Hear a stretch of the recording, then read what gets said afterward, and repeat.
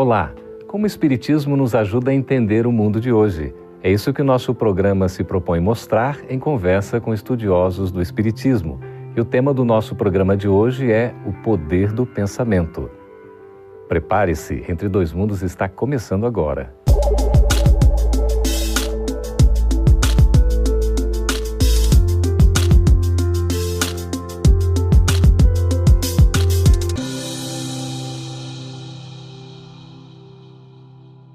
Será que a maneira como pensamos pode influenciar o nosso modo de viver?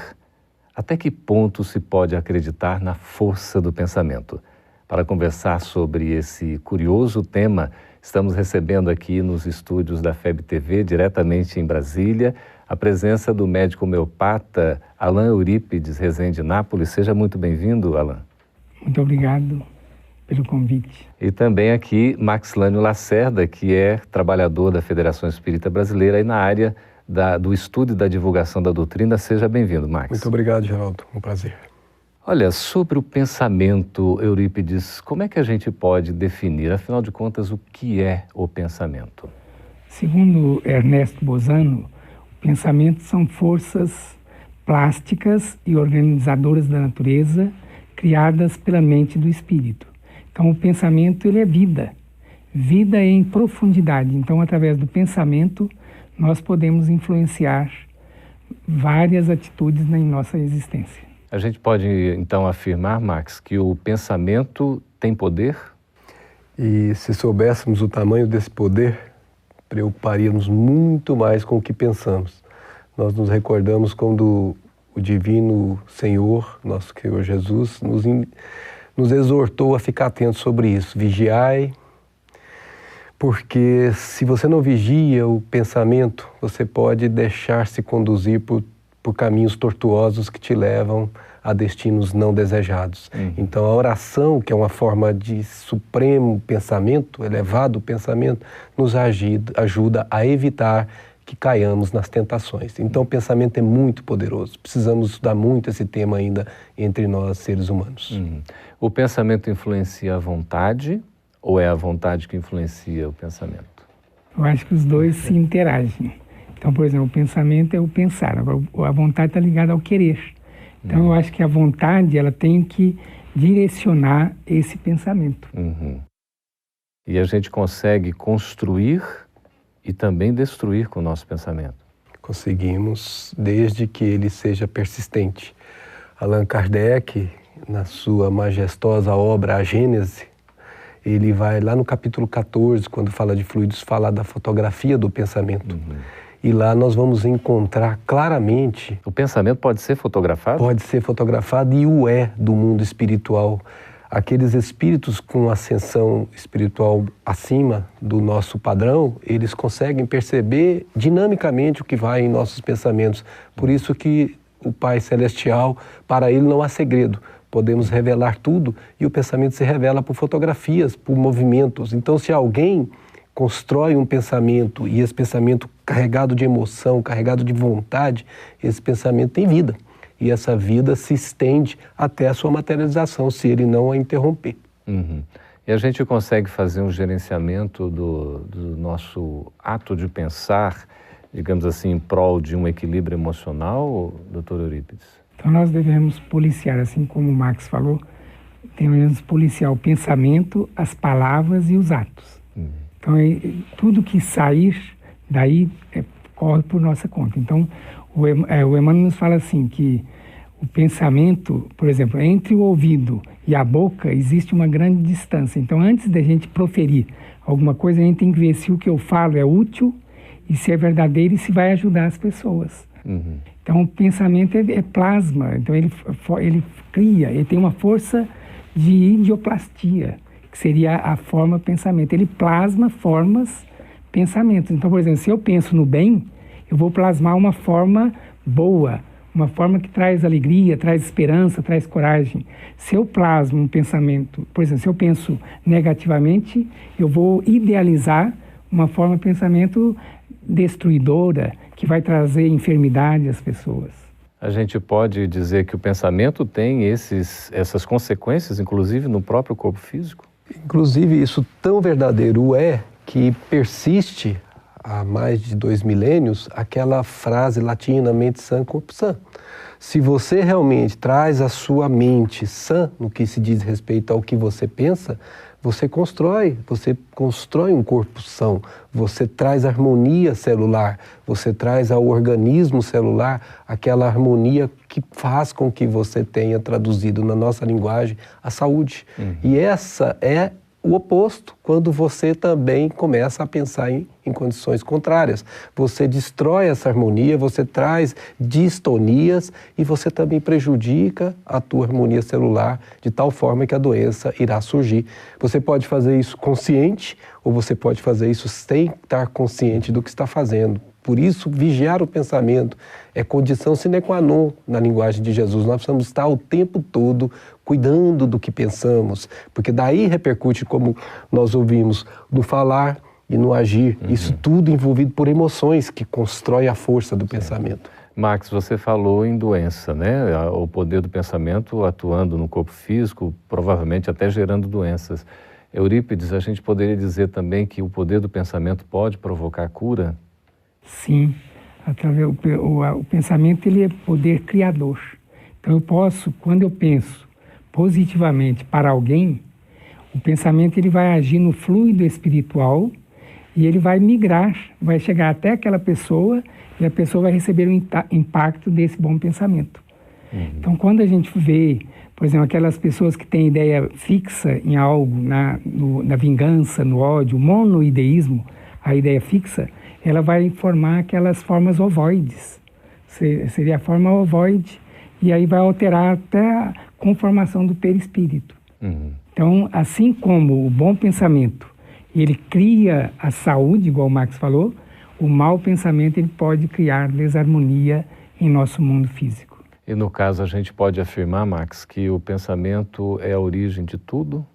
Sim, porque se tem uma única condição em que temos a liberdade plena, é pelo pensar. Então, pensar é a parte fundamental que herdamos do nosso Criador, é um atributo do Espírito, se não é o atributo mais importante.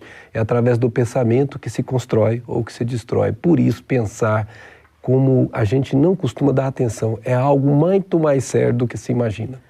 Tem uma frase de Kardec que ele fala assim, do pensamento e a vontade são para o espírito o que as mãos são para o homem.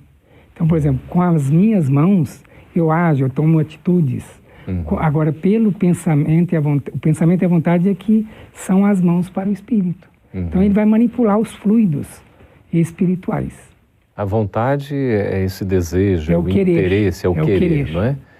E o pensamento é esse atributo que vai constituindo. Como é que a gente relaciona aí o pensamento com as ideias para chegar ao raciocínio, Max? Pois é, o pensamento, quando a gente pergunta no Livro dos Espíritos, o pensamento tem origem em Deus, né? Vem de Deus. Nós, na verdade, estamos dilatando a capacidade de pensar. Até um dia pensarmos como Deus, traduzido na linguagem de Jesus, eu e o Pai somos um. Já tem o pensamento sublime, o pensamento cósmico completo, ele já vibra no diapasão do Senhor. É o momento em que a criatura dilatou o máximo do seu pensamento até alcançar a glória celestial. Max, você vai continuar nos explicando daqui a pouquinho, logo após o nosso intervalo, a gente está conversando sobre o poder do pensamento. Fique conosco que a gente volta daqui a pouco após o intervalo.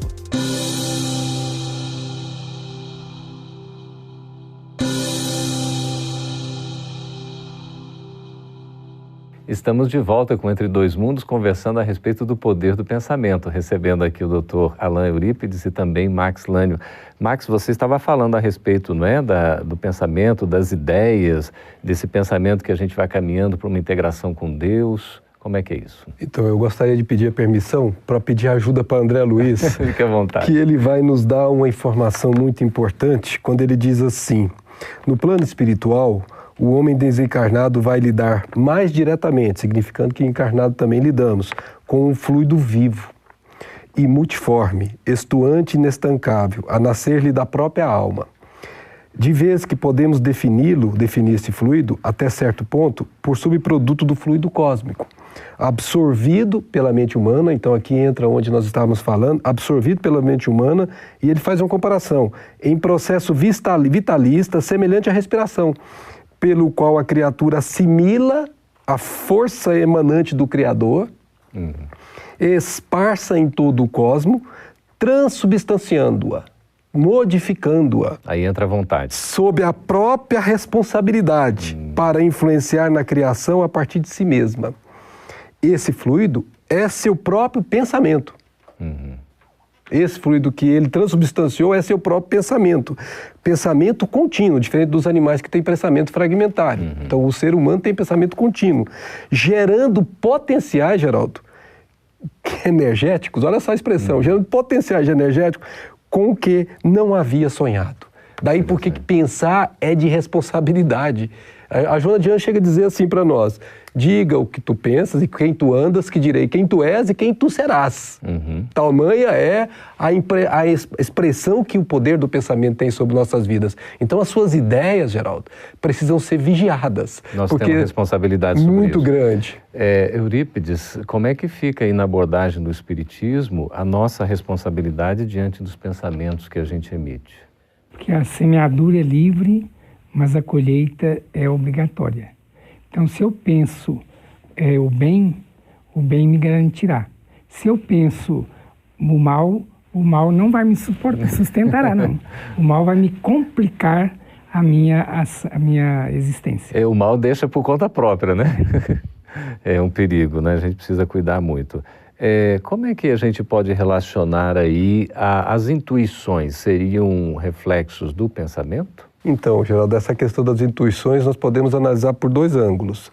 Primeiro, a intuição nascente do próprio espírito, da ânima, e a intuição nascida pela provocação de irmãos no plano espiritual com os quais nos associamos. De uma influência. Entramos na mesma faixa vibratória e somos passíveis de ser influenciados, tanto para o bem quanto para o mal. E muitas vezes a conjugação dos dois, alguém que nos influencia acessando os nossos estratos psíquicos, fazendo nascer ideias das quais nós não sabíamos que eram portadores, por estarem ali em movimento de escuridão da subconsciência, mas que vem à tona no momento em que alguém suscita isso.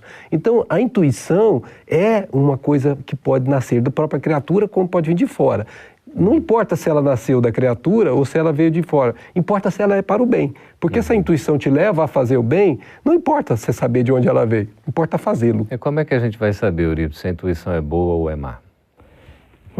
Pelas consequências que ela pode alcançar. Ou seja, se eu vejo que a intuição, por exemplo, de ajudar o próximo, isso aí é uma intuição boa. Ou seja, isso aí é o evangelho, é a prática do evangelho, é a boa nova. Agora, se eu acho que aquela minha intuição vai prejudicar o meu próximo, aí é um sinal de alerta. Eu tenho que interromper essa intuição. Então, eu sou o senhor da minha própria vida. Eu tenho que fazer um bom uso do meu livre-arbítrio. Tem uma provinha que fala assim: Senhor, eu sou uma dupla assim. Um anjo montando guarda à fera que existe em mim. Então, a fera tem que domar...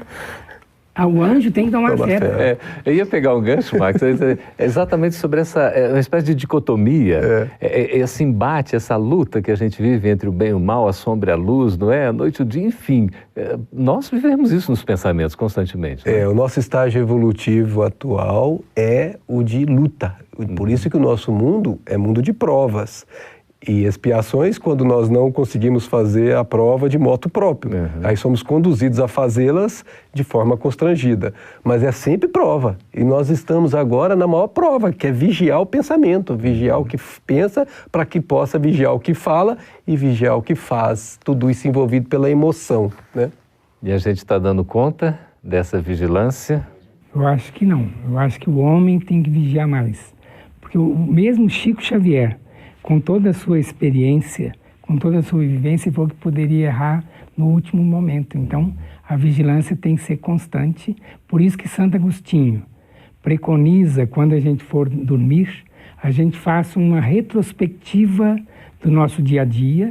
O que eu prejudiquei meu próximo, eu tenho que corrigir de imediato. Não deve deixar para amanhã o que pode fazer hoje, porque às vezes amanhã eu não conseguirei retroagir, ou seja, não vou conseguir resgatar aquela falta minha. Ô Max, nessa questão aí do pensamento, da vigilância, a oração é um componente extremamente importante, não é? Nós poderíamos dizer com a doutrina espírita que a oração é a sublimidade do pensamento. É quando a criatura tenta alcançar o Criador elevando o seu padrão vibratório.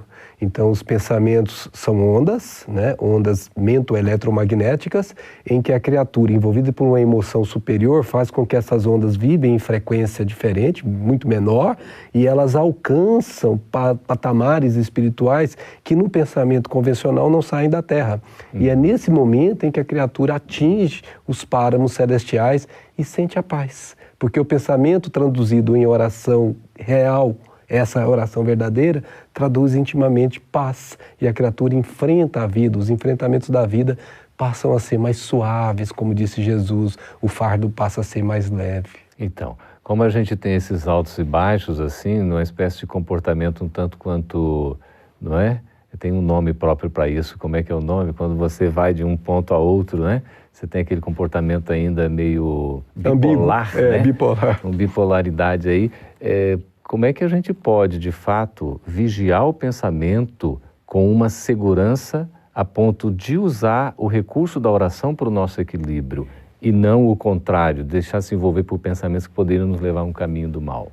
Se eu estiver atuando na prática do bem, o bem vai ser o meu aval. Então, por exemplo, eu orando, o trabalho já é uma oração. Quando eu oro, eu crio um padrão vibratório superior que vai afinizar com os espíritos superiores. E a minha companhia vai ser de espíritos superiores e eles vão me induzir ao bem também. Então, agora, se eu rebaixar o meu padrão vibratório, eu vou sintonizar com espíritos em condição inferior, que infelizmente vai trazer tristeza e dor à humanidade. Os nossos antigos filósofos sempre diziam isso: ora, elabora. Nós temos que orar e trabalhar, né? As duas coisas, como bem disse Alain, tem que ser trabalhadas juntas, porque a proteção espiritual será sempre, esta é a palavra, sempre, proposta quando você está nesse caminho da oração e do trabalho efetivo. Lembrando que o trabalho é a verdadeira oração posta em prática. Uma sintonia que Jerônimo Mendonça fala o seguinte, que oração é orar em ação. Então, se eu estou agindo no bem, já é uma oração. Oração, orar em ação. Ótimo. Estamos conversando com o Max Lane e com o Dr. Alain Eurípides sobre esse tema Poder do Pensamento. Nós vamos para um breve intervalo e voltaremos já com as perguntas dos nossos espectadores. Escreva para nós aí no vídeo, tem o nosso endereço. A gente volta daqui a pouquinho.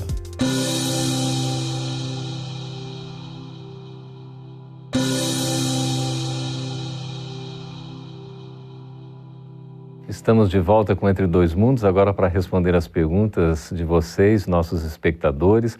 Pode escrever para nós, o endereço está aí no vídeo, para quem tiver a intenção de questionar, de perguntar, de fazer alguma sugestão. Conversando aqui com o Dr. Alain Eurípides, com o Max, a pergunta é de Floraci Silva, de Horizontina, no Rio Grande do Sul. Dr. Eurípides, se o pensamento tem poder e posso realizar tudo o que desejo, como é que fica o destino? Já não é pré-estabelecido algumas coisas na vida? Já não são pré-estabelecidas? O planejamento reencarnatório é feito de maneira das linhas mestras. Então, por exemplo, muita coisa corre por nossa conta. Nós temos o uso do nosso livre-arbítrio. Então, eu acho que a gente pode renovar o destino todos os dias. O André Luiz fala assim, é possível renovar o destino todos os dias. Aí ele faz a comparação no aborto. Quem ontem abandonou seus próprios filhos, pode hoje afeiçoar-se aos filhos alheios, necessitados de carinho e abnegação. Então, a vida, ela não é nós não somos marionetes, a gente renova sempre. Aí é o nosso poder, a nossa capacidade, a vontade, não é, Max? Aí é o que está lá no Livro dos Espíritos, querer é poder. Se a pessoa quer realmente fazer, entra a vontade, e a vontade é determinante para o destino. Mas existem algumas coisas que já vêm numa certa programação, não é assim? Sim, as linhas mestras, as linhas principais, por exemplo, de acordo com as minhas necessidades, eu posso reencarnar para quem vai ser meu pai, minha mãe, meu filho, minha esposa. Mas mesmo assim a gente muda. Porque depende de nós, o nosso livre-arbítrio. O que é impeditivo seria aquilo que é constrangido, né? Que é o que nós chamamos de expiatório. Aí esse realmente é necessário que o tônus que gerou aquele processo seja enfraquecido para que a pessoa se liberte daquilo, né? Então tem um tempo, mas mesmo assim é um tempo definido. Certo, Marx. É a lei da meritocracia, não é? Do mérito, né? Do mérito. Se tudo tivesse planejado, eu tivesse seguido um script, aí não teria o mérito.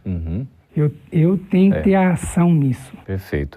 A Maria Antônia, de João Monlevat, de Minas Gerais, Marx, pergunta o seguinte: a força do meu pensamento é capaz de fazer acontecer coisas boas e coisas ruins, tanto em minha vida como na vida dos outros?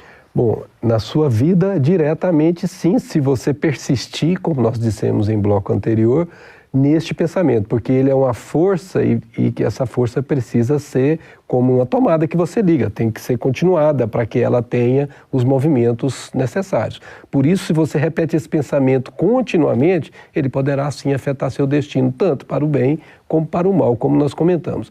Agora, afetar o destino de outrem depende da assimilação de ideias que temos aí, as relações de conjugação. Se a outra criatura não está no seu plano vibratório, mesmo que você a deseje mal, não acontecerá absolutamente nada com ela, porque ela não capta esse seu desejo. Mas se ela vibrar na mesma frequência sua e ela tiver condições predisponentes para tal, poderá sim acontecer e você poderá ser um agente para coisas ruins nesse caso. Eurípides, o Brasil inteiro está aí nos acompanhando, né? Agora a gente tem aqui a Carla Ávila, de Uruguaiana, no Rio Grande do Sul. A força do pensamento pode ajudar a curar a doença de alguém?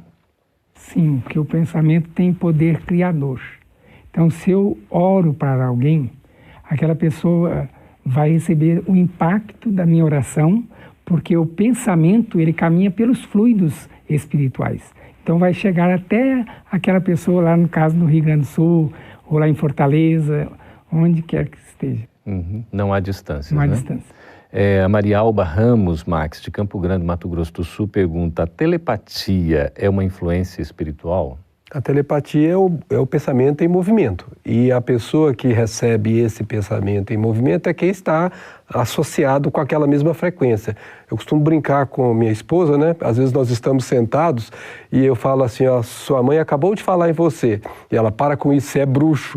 Você está com dúvida? Então pega o telefone e liga para ela. E quando ela liga, ela fala assim, Leninha, você não morre mais. O que é isso, não morre mais? Porque realmente, de alguma forma, eu tenho algum vínculo em termos de frequência com a minha querida sogra. E com isso a gente consegue captar os pensamentos.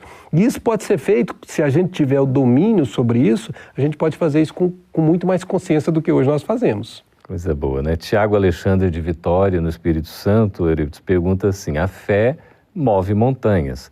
Tal frase está relacionada com o poder do pensamento? Sim, porque quando eu tenho fé, eu sintonizo com a esfera superior, com a espiritualidade. Então eu vou pensar o bem e esse bem vai plasmar as formas pensamentos. Interessante, né? A Miriam Andrade, aqui de Sorriso, Mato Grosso, Max, pergunta: os obsessores podem mudar minha maneira de pensar? Se sim, então como posso desviar dessa sintonia? Tudo que pode acontecer depende dela, da vontade dela. Da pessoa. Se ela desejar ser alterada no seu pensamento, será. Mas ela pode obstruir a isso com pensamentos diferenciados. De novo, olhai, vigiai e orai. Quando a pessoa percebe que o pensamento não é para o bem, ela deve mudar a forma de pensar, porque ela mudará a frequência. E a melhor maneira de mudar a forma de pensar é a prece, que eleva a frequência e aquele pensamento do obsessor que está tentando atingir, não atingirá mais. Agora, se a pessoa se compraz naquilo, se ela gosta daquilo, ela se associa. E a obsessão nada mais é do que uma associação de mente a mente. E aí é uma corresponsabilidade. Corresponsabilidade, porque ela está buscando com seu desejo incontido. Aí vai ter uma imantação mental. Exato. E a gente tem o poder, a força, o domínio sobre nós mesmos? Sim, nós somos os senhores da nossa própria vida. Então o espírito é o comandante. Ele que comanda até as nossas células. Então, por exemplo, aquela pessoa que tem a mente, então, por exemplo, mens sana in corpore sano, ou seja, em corpo sadio, se eu tenho a mente sadia, isso vai refletir nas minhas células orgânicas. As células vão trabalhar com mais harmonia. Agora, quando eu tenho a mente em desarmonia, as minhas células vão se desequilibrar e gerar doenças. O Eduardo Marins, de Fortaleza, no Ceará, pergunta o seguinte: quando penso mal de alguma pessoa, esse pensamento pode também me fazer mal? Com certeza. Você, quando já pensou mal, já causou mal a si. Porque o primeiro a receber a intensidade, a força do pensamento é o próprio gerador do pensamento. Então, imediatamente, você já gerou uma energia negativa para você mesmo. Por isso, vigiai e orai. Daí a importância de pensar o bem. Bem, sempre o bem. Por isso dá trabalho? Dá trabalho, mas é para isso que nós estamos aqui na Terra, para provar que somos capazes de ter império sobre nós mesmos. Dá trabalho porque tem que fazer força, não é? Força, exato. A Maria Dolores fala que a abelha, quando se vinga, cai ferida no chão. Então, uma pessoa que vai jogar uma lama para outra pessoa, ele suja primeiro. Muito bem. É interessante. Por isso, a nossa força voltada para o bem, para a luz. E o pensamento, a gente fica imaginando o pensamento criador, o pensamento de Deus, o pensamento de Jesus, de Cristo. Que psiquismo harmônico superior e extraordinário, não, Max? Nossa, deve ser fantástico, né?